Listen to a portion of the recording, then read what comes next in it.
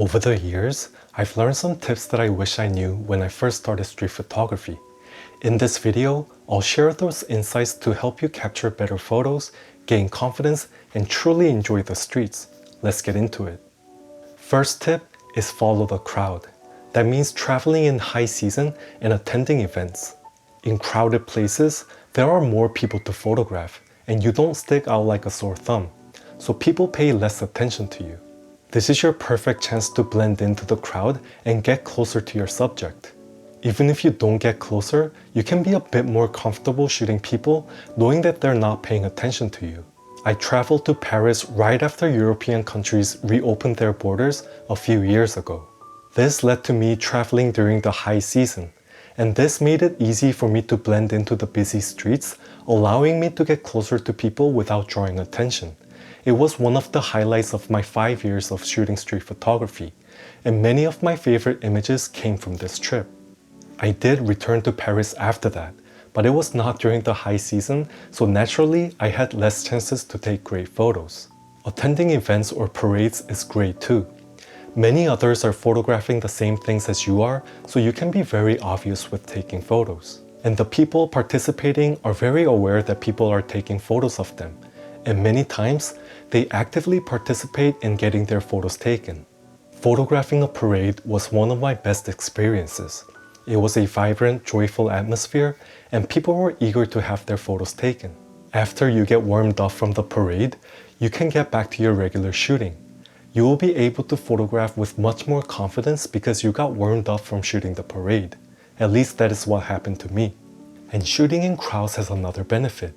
It gets you to shoot in layers even if you don't try too hard. You are just bombarded with people around you, so you are bound to create foreground layers with people, which adds to your story and results in a very strong image. So go photograph busy areas or seasons. Next is use weather to your advantage. Sunny weather is often regarded as the best weather for photography. The harsh sunlight and strong shadows result in high contrasting images, so follow the light. It will make any scene look more interesting. Light and shadow can be your main subject, with human element being the supporting cast. Play with the shapes of light and have a person walk by the spot where shadow switches to light. It can create a dramatic image. You can play with the stretched out shadows of people too. When it is early morning or late afternoon, the shadow stretches far for a very aesthetically pleasing image. Or you can use sunlight as backlight to cast rim light on your subject to create a dramatic and cinematic look to your photos. Midday sunlight where the sun is up top gets a bad rap, but this is the only time of day where sunlight shines down on a narrow alleyway, so there are no such thing as bad sunlight. Rainy weather is often referred to as bad weather, but it is actually one of the best times to shoot photography. People with umbrellas are photogenic and they're all over the place. It is a bonus if that umbrella has vibrant colors or is a see-through umbrella. You can create a sense of mood and atmosphere that is hard to replicate in other weather conditions. And wet ground will be reflective to give another dynamic to your images. And puddles will be mirrors on the ground. The reflection itself can be your main subject, and that is enough for a good photo. And when it's raining, people are more occupied with trying to avoid getting wet, so they pay less attention to people around them. So this is a good chance for you to get closer if you want to. People wearing coats on snowy days is another photogenic season. All your surroundings and background will be white, and this will create contrasting colors for your subjects. So always go out and shoot in the snow. Windows will get foggy, and it will be a good image if you shoot through them. And fog is a very rare condition in most places, but it is also the greatest automatic mood setter. You can get moody and minimalistic photo with a mysterious vibe. Fog is really rare in Korea, so whenever I travel and meet foggy weather, I go all out. Cloudy days can be challenging because it does not have any of the clear benefits of other weather conditions that I have mentioned. But they are great for exploring colors, patterns, and creative compositions without the dramatic lighting stealing the show. All weather conditions have their characteristics, so use them to your advantage and make them work for you, not against you. Next tip is learn to anticipate and see. This is the most valuable skill you can develop in photography. If you stick with it long enough, especially if you return to the same places time and time again, you will start to train your eye to recognize moments before they happen. One of the biggest clues to anticipate a shot is observing what's already happened. If you see an interesting moment, chances are something similar will happen again in that same spot. So when you miss that decisive moment, don't dwell on it. Instead, get yourself ready for the next decisive moment. Slow down and work the scene. Notice the small details and wait for patterns to emerge, and position yourself where you think the best compositions might come together. This will sharpen your ability to predict moments and enhance your vision. Really observing and anticipating will improve your street photography. My art teacher once told me that to draw is to notice. I think the same applies to photography. Next is you don't have to get in people's faces. You don't have to use people as a main subject that covers 90% of your frame. Use them as just the cherry on top of your composition.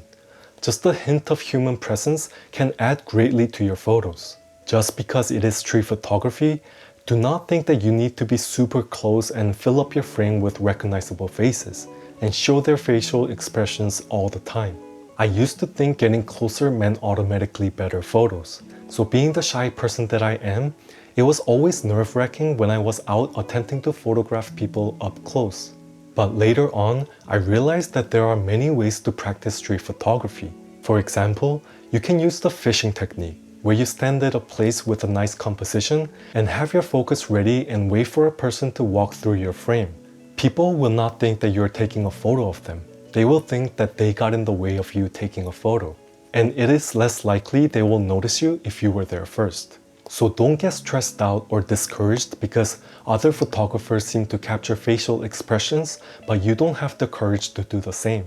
Just catching silhouettes of people can be equally strong and visually striking. One of the best ways to kind of shoot the face but not be in their face is to shoot reflections or shoot through stuff. This is less direct, so they will not think that you are taking a photo of them. Or you can shoot their shadows or their body parts. This can also create a strong image without having their faces obviously showing in the photos. Next is incorporate foreground to add extra layer. Having a foreground element in your photography is one of the most effective ways to elevate your images and give them a sense of depth. While many other photographers focus solely on the subject, foreground is often overlooked. But it is this layer that can make your photography feel more dynamic, intentional, and layered. Anything can be your foreground. A pole or a wall to cover parts of your frame to make your composition simpler, or it can be shooting through stuff to add an abstraction, or another human being standing close to you that can add human presence to your images. By having a strong foreground, you give the viewer's eyes a place to start and guide them naturally through the scene. I really think adding a foreground element can have the biggest impact on your photography. This will make your photo stand out, so try it. Next is shoot from the hip. This is another simple yet very effective method to differentiate your photography from the rest. Shooting from the hip has two benefits. It lets you be a bit more unobtrusive because you're looking downwards instead of directly at your intended subject and raising your camera to your eye level. So you catch less attention. If you feel that you're drawing less attention, you will be more confident to shoot photos. Next benefit of shooting from the hip is that it gives you a different perspective. We usually take photos in a standing position right at eye level. If you keep taking photos like this, you will only have one perspective, which is close to what we see on a daily basis, which can feel very ordinary and boring. But if you shoot from the hip, you provide a view that is different from what we see on a daily basis, so it is more visually intriguing. Practice holding your camera down low and take shots. It will enhance your photos with unique perspectives. Next is dress accordingly. When you first dive into street photography, it is normal to feel self-conscious. You might feel like everyone's watching you and someone might confront you for taking a photo. But just to let you know, these fears rarely come true. Most people are far too busy with their own lives to notice what you're doing. But to help ease those nerves, dressing appropriately can make a big difference in how confident and comfortable you are while shooting. Often, your goal is to capture candid moments without disrupting or bruising the scene. So the less attention you draw to yourself, the more natural your scene will look. When you're not worried about standing out, you're free to focus on your craft and gain confidence. And the more confident you are, the more likely you are to take risks, explore new angles, and approach subjects with a sense of ease. That's why I like to carry a small black camera and wear all black clothes. This makes my camera less noticeable and I become more comfortable shooting photos. And most of the time, street photography involves a lot of walking, so get comfortable shoes. This might be even more important than not standing out. Next is don't worry too much about confrontation. One of the biggest fears in street photography is the idea of confrontation. But honestly, it happens far less than you think. In my 5 years of street photography, I had one instance in Istanbul where the man didn't want me to take his photo. He simply shook his head and I didn't take his photo. And there was another instance in Korea where a man on his motorbike thought I took a photo of him. So he got a bit mad and asked me to delete it. But I didn't take a photo of him, so I didn't delete anything, and that was that. Most people don't even notice you taking their photo. And when they do, a simple smile or a polite explanation usually diffuses any tension. If someone asks why you're photographing, just be honest and say, I love how the light looked here, or I'm working on a photo project. If someone seems upset, just apologize and move on. But don't let the fear of confrontation stop you from getting the shots you want. Now let's get into some short and quick tips before I get into the last tip. First is look back. Sometimes when we are too focused and zoned in, we get tunnel visioned and just keep walking forward. But you should always remember to look back and even walk back to where you came from. This presents a whole new scene. It really looks completely different, so remember to look back. Next is not capturing decisive moments. There is often a push to create images with a clear story, especially in street photography. But I don't think every photo needs to tell a story.